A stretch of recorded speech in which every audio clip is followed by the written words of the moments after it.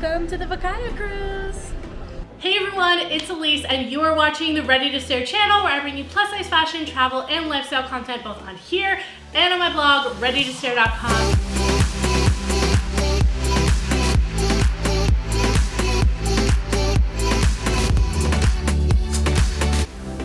Make them stare, y'all.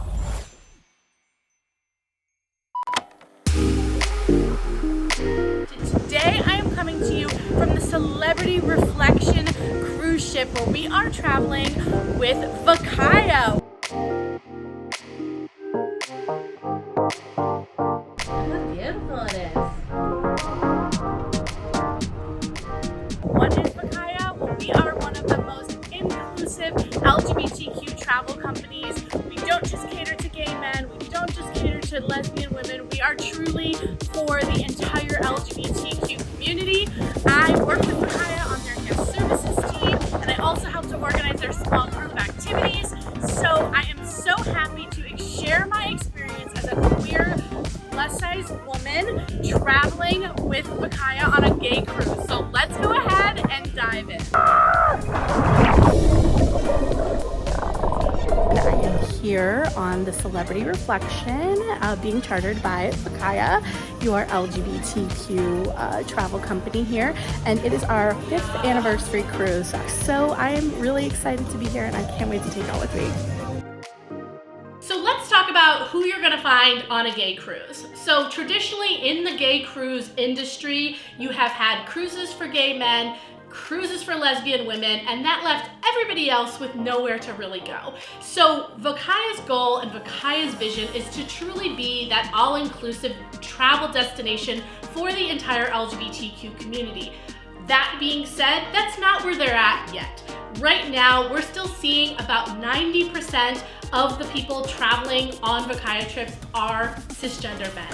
I obviously am not a cisgender male, and I help run some of their diversity and inclusion activities. I do their events for women, trans folks, and non-binary folks, and so that was some of my favorite part of the cruise, was having those moments where we played Les Combo, where we had meetups for bi, pan, lesbian and queer women, poly folks, and our trans travelers. We had meetups so that those marginalized people in this community still are able to meet each other, and so when they see each other throughout the rest of the week, they're able to be like, hey, and they recognize someone, so they have someone that they know is like them on the cruise. We also do meetups for single and solo travelers, which is another thing that I run, and that's another great way for people to kind of interact on a small group level. But absolutely, is it highly still dominated by men? Yes. Is that going to change? Yes. I 100% believe that VACAYA is doing the work to make that change happen, but they're not there yet. And part of that involves being a VACAYaneer, a pioneer, one of the first people to kind of help change those tides and change those numbers and show that we deserve to have a space, we deserve to take up space. And for a community that represents such a small percentage, I really feel like VACAYA does cater to us, and that is something that's important to me. All right, so let me break it down for y'all. This is what it's really like to go on a gay cruise, y'all. So I'm gonna break down some of my favorite pieces. So first, let's start with the entertainment. The entertainment is next level. If you've ever been on a cruise, a regular old straight cruise, you know that they have performers, and they're so talented. Don't get me wrong, cruise ship performers are so talented. They have comedians, they have singers, you're used to that. But what VACAYA does is that they bring in LGBTQ artists, people from our community, or gay icons, people like that. So on this cruise, we had some powerhouses. Vincent is gonna blow up. He is gonna be huge. And let me just tell you, VACAYA was so lucky to get him as he's just about to break through. There was also 80s icon Sheena Easton and a surprise performance from Taylor Dane. And let me tell it to your heart, she was amazing. She really got out there and gave it her all. There was also the amazingly hilarious Jen Kober, who I absolutely adore. To see a plus-size lesbian comedian on the main stage just shows me that VACAYA has their intentions in the right place. They understand that even though the audience still skews gay, white, cisgender males, they know that they need to bring in diverse entertainers in order to bring a more diverse community of attendees. So having Jen on the main stage was huge. You know, she's on TV, so you can see her on The Mandalorian, on Hacks, on so many cool shows, but she's not Big Boo from Orange is the New Black, which was part of her act, and it was so hilarious. It's all gonna happen someday. Who are we about to go see? Alyssa Edwards. I gotta give it to Miss Alyssa Edwards, y'all. She was there, an icon, living, okay? Alyssa Edwards is one of my favorite all-time queens. I just think that she's hilarious, she's talented as heck. I really loved her Netflix show, and she did for us on the cruise ship her one-woman show that she was performing in London. She brought it to the gay high seas and did it for us, and she had costume changes, she had monologues, she had original songs, she had dancers simulating sex on the stage. It was a lot, but I loved it, and the crowd went wild. So Alyssa Edwards absolutely did her thing. And then we also had Susie Mosier, who is a lesbian cabaret comedian singer. And I missed that show, unfortunately, but again, shows that VACAYA is committed to having diverse entertainers and performers on their main stage. So what is there to do on a gay cruise? Well, if you're thinking that it's a lot like a straight cruise, you're kind of right. There is activities like trivia, but with an LGBTQ spin. So I ran LGBTQ trivia and LGBTQ Name That Tune. So all of the artists were LGBTQ artists. So I ran fun small group activities like that. We also had bingo with Sister Helen Holy. Helped heal your religious trauma, y'all. It is hilarious.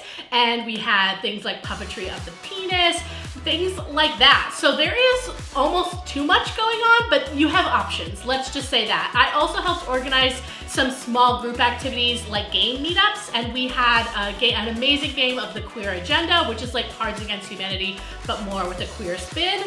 We had some folks, instead of playing Dungeons and Dragons, they were playing Drag Queens and Disasters, and they literally brought their own ship. It was epic, and it just really made me feel like, you know, there's something for everybody. But certainly what a lot of people come on a gay cruise for is the party. And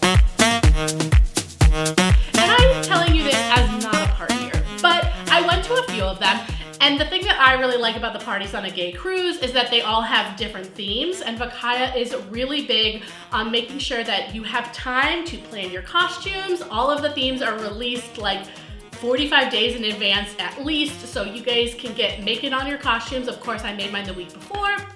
My favorite party, one of my favorite parties, I really like the Stranger Things party. I didn't have time because I was working to do my costume, but it was a really fun party. We also had an anything but clothes party, and before that party, I ran a DIY costume workshop where myself and one of the VACAYA team members, we helped you make your costumes for the Anything But Clothes party. So if you didn't really know what to make, you don't have to go without a costume on. We'll help you, and that's something that I found really important and helpful, and it was kind of a nice way to get to meet people and then see them at the party and be like, oh, I love your costume. So that was a really fun party. That was my favorite personal costume that I did because it was the one that I put the most effort into, and my assistant made it. Shout out to Asia. But it was a really cool costume. There was also like a Super Bowl party and a Valentine's Day party. There was a Five Senses party.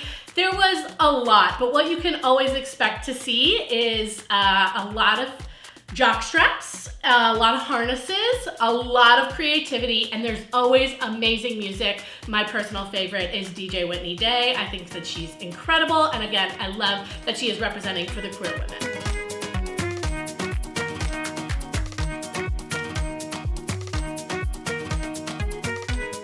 Now, You take a cruise, in my opinion, because of where you're going, right? So the difference between a gay cruise and perhaps a straight cruise is you might go on a straight cruise because you want to go to those destinations. A lot of the people that are going on these gay cruises, they're going for the community aspect. So we saw a lot of people on the cruise that didn't even get off at any of the ports because they were there for the community, for the parties, for the entertainment. They were there for the VACAYA experience.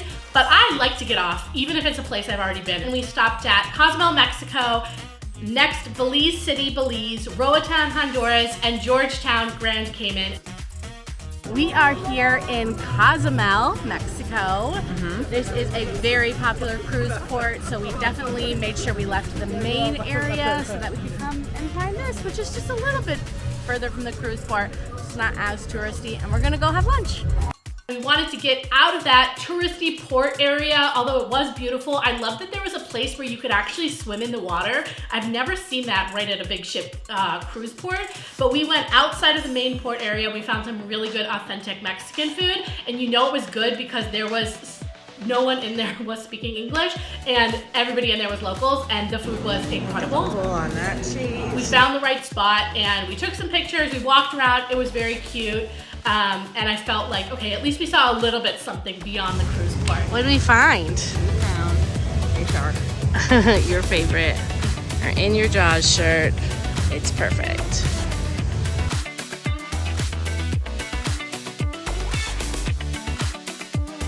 In Belize City, we pretty much walked around the cruise port area. We did try to go out beyond that, and it just felt like there wasn't much within walking distance, so we kind of went right back in, just walked around, saw some shops, and then got back on the ship. That one, you did have to take a tender. A tender means that you get off the big ship into a smaller boat, and then that takes you into the port. So it's a little bit of extra effort, but it's worth it if you want to go to the ports. Our third stop was in Roatan, and this is the stop that made the entire trip for me. Because one of the things that VACAYA does is their give back program, and they always partner with a local organization in one of the cities that they're visiting, and they do some type of give back project. So prior to this trip, they had decided to work with an organization in Honduras to collect backpacks for children that go to school in Roatan. A backpack, we learned, is $75 for a single child in Roatan, and on average, a person in Roatan makes $25 a day. So that's 3 days of work just for one backpack. And in America, we know you can get a backpack at Walmart for like $10. So it was a no-brainer that we could help in this big, significant way. And we ended up bringing over 180 backpacks to the school. I was one of the people who got to deliver these backpacks to the students, and just to see their faces light up for the backpacks, the soccer balls, and the school supplies, they were just so grateful and so excited, and it was really amazing to see what an impact that giving back can make right on the community. And so often, with things like that, you know, where maybe we're donating money or we're sending resources, but how often are you actually able to go into a country and physically bring that to them? So for me, that was 100% the highlight of my trip, was to meet those students and hug them and just hear from the teachers like what an impact this was able to make. It was the single biggest donation that the school has ever received, which is amazing. So hopefully we can continue to give back. I'll put a link below so you can continue to make donations to that school in Roatan and make a difference.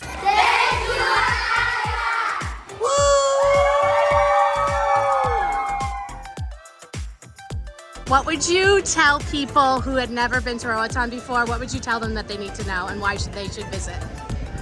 Right here is very low crime. Also, we got beautiful beaches here. We have the second largest coral reef next to Australia. Wow. The reef goes all around the island.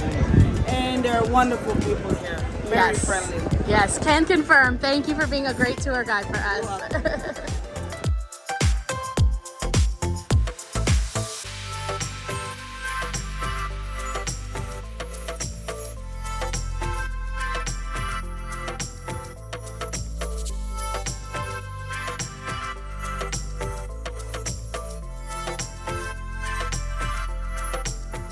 One of the highlights for me about going on a gay cruise is 100% the food. There's an amazing buffet where the selections change, and one of the best parts about being a charter rather than a cruise that Celebrity runs completely on their own, is that VACAYA has the ability to make recommendations, and during the course of our cruise, they made recommendations to improve the vegan selections, and that's something that VACAYA has the power to do, and they make sure that they do it so that the guests have selections and have things to eat. So I really liked to see that. And in the dining room, the escargot, you gotta get it. It's so good. I got it as many times as it was on the menu. It's just like amazing. And I know it sounds gross, but trust me, they like cover it in butter and it's so good. I really liked, my favorite thing that happened in the dining room was the VACAYA drag brunch. It was our first ever drag brunch at sea, and our VACAYA vixens performed. We had some of our drag queen performers, our cruise director, Edie. It was absolutely amazing, and there was definitely moments where I was crying. Danny, who is one of our V team members and our resort director, he read Tango Makes Three, which is one of the books that I brought. And it's one of the top banned books because it discusses a two-father family adopting a penguin baby. And it's a banned book, of course, because people don't want to hear about LGBTQ families if they're conservative. And yeah, so we read that book as kind of a sign and a protest that even though this was an adults-only experience, we stand in solidarity with our brothers and sisters and non-binary family who is being affected by all of these anti-LGBTQ laws and drag bans and all that. So it was a moment of solidarity to read that book as part of this drag brunch and say, we stand with you. Even though we're in international waters, these aren't affecting us right now. We're in a safe space. We recognize that when we go home, that safe space is gone for many of us, including me in Ohio. So that was another one of my absolute favorite moments.